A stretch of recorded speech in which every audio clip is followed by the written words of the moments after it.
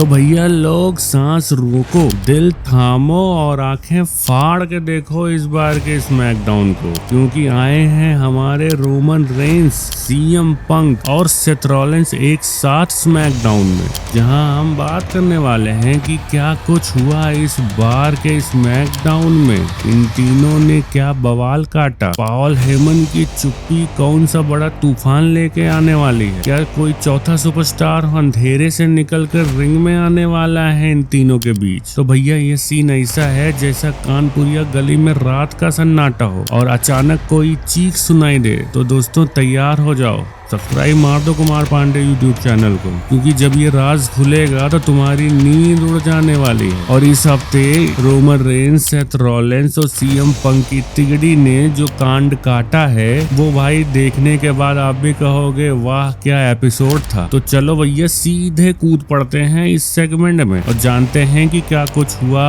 आज के स्मैकडाउन। तो भैया बात शुरू होती है उस पल से जब अचानक रोमन रेंस का थीम सॉन्ग बजा, हेड ऑफ द टेबल वाला गाना, जो सुनते ही फैंस का जोश 7वें आसमान पर चढ़ जाता है। पूरा अरीना गूंज उठा और हमारे ट्राइबल चीफ रोमन रेंस एकदम ठाट बाट के साथ रिंग में एंट्री मार दिए। भैया वो काला आउटफिट पहने थे जो देखकर लगता था कि आज तो किसी की खैर नहीं। माइक पकड़ा और बोले अपने ट्राइबल चीफ को एक्नॉलेज करो। और भाई अगर यूपी की भाषा में बोले तो ट्राइबल चीफ ने बोला कि हमको सलाम ठोको, नहीं तो लात घूंसे चलने वाले। रोमन भैया ने आगे कहा कि तुम्हारे ओटीसी यानी हमारे ओरिजिनल ट्राइबल चीफ तुमसे बहुत प्यार करते हैं, इसलिए मैं बताऊंगा कि मेरे दिमाग में क्या चल रहा है। भाई ये तो वही बात हो गई कि यूपी वाले भैया बोले हम तो तुमसे दिल से दिल तक मोहब्बत करते हैं, इसीलिए बताते हैं कि आज रात का क्या तूफान लाने वाले हैं। फिर रोमन ने अपनी कहानी सुनाई, रॉयल रंबल में सीएम पंक मेरे खिलाफ गया तो मैंने उसकी बैंड बजा दी, सेथ रॉलिंस ने मेरी हालत खराब की तो मैंने मैडिसन स्क्वायर गार्डन में उसकी धुनाई कर दी। अरे वाह, ये तो ऐसा लगा जैसे कानपुरिया गली में कोई बोले भैया तूने गलत पंगा ले लिया, अब देख तेरी खैर नहीं। अगर आप इंटरनेट पे सर्च करोगे तो आपको पता चलेगा कि रोमन ने सच में रॉयल रंबल में सीएम पंक को ठोक दिया था और सेथ के साथ उनकी पुरानी दुश्मनी तो शील्ड के दिनों से चली आ रही है। फिर रोमन ने एकदम शेर वाला पोज मारा और बोले मैं बहुत दूर से आया हूँ, मेरे पास टाइम कम है, कोई कन्फ्रंट करना चाहता है तो आ जाओ। भाई ये तो वही बात है कि हम तो गंगा के उस पार से चलकर आए हैं,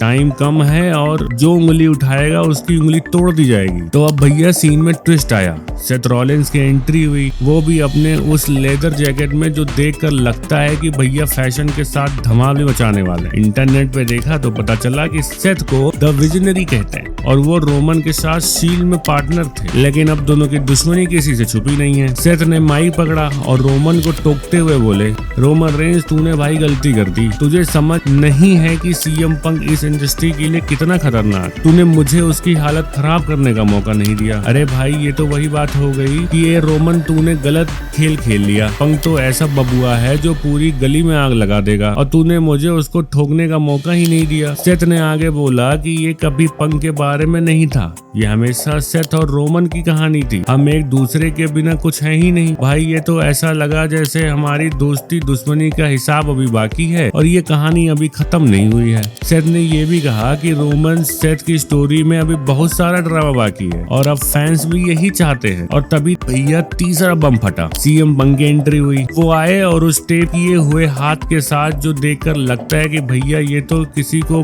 पीटने के मूड में है। माइक पकड़ा और बोले ये टेप माइक पकड़ने के लिए नहीं है, हम उस पे बाद में आएंगे। अरे भाई ये टेप गाना गाने के लिए नहीं है, किसी की हड्डी तोड़ने के लिए है। इंटरनेट पे चेक किया तो पता चला पंक की वापसी 2023 में हुई थी और वो अपनी स्ट्रेट एज पर्सनालिटी के लिए फेमस हैं। पंक ने आगे कहा कि तुम दोनों ने मुझे अकेले नहीं हराया, रॉयल रंबल में सब अपने लिए लड़ते हैं, रोमन तू वहाँ होता ही नहीं अगर मैं वॉर गेम्स में तेरे परिवार को न बचाता। भाई ये तो ऐसा लग रहा है जैसे तुम दोनों मेरे बिना कुछ कर ही नहीं सकते, मैंने तेरे घर वालों को बचाया वरना तू तो गंगा में डूब गया होता, ये वाली कहावत होती। पंक ने पॉल हेमन को टारगेट करते हुए कहा कहा, पॉल मेरा एक फेवर बाकी है, थैंक्स कि तूने ट्राइबल चीफ को सिल्वर प्लेटर पर मेरे सामने ला दिया। भाई ये तो वही बात है कि तूने मेरे लिए दावत सजा दी, अब देख मैं उसे कैसे चट करता हूँ। इंटरनेट पे देखा तो पता चला पॉल हेमन जो रोमन रेंस के वाइज मैन है और उनकी स्ट्रेटेजी ने ही रोमन रेंस को टॉप पर पहुंचाया है। लेकिन पंक ने मौका देखा और रोमन पर हमला कर दिया पीछे से। भैया ऐसा लगा जैसे गली में दो भाई आपस में भिड़ गए और तीसरा आके दोनों को ठोकने लगा। फिर शुरू हुआ असली तमाशा।